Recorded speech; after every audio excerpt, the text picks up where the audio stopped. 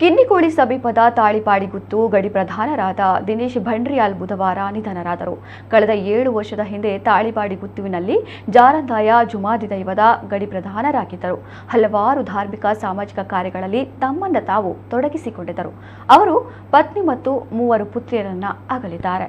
ಗಡಿ ಪ್ರಧಾನರಿಗೆ ನಡೆಯುವಂತಹ ವಿವಿಧ ಪ್ರಕ್ರಿಯೆಗಳ ಮೂಲಕ ಅಂತ್ಯ ಸಂಸ್ಕಾರ ನಡೆಸಲಾಯಿತು.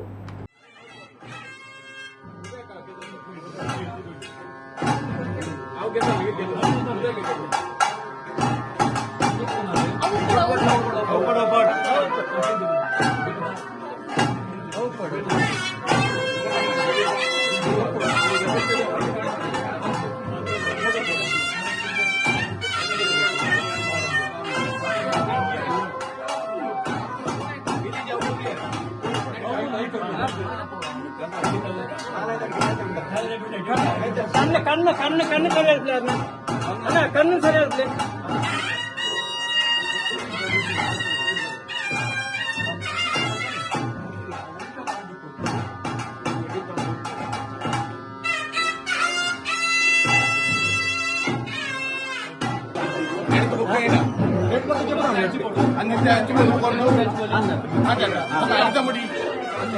ఎక్కడ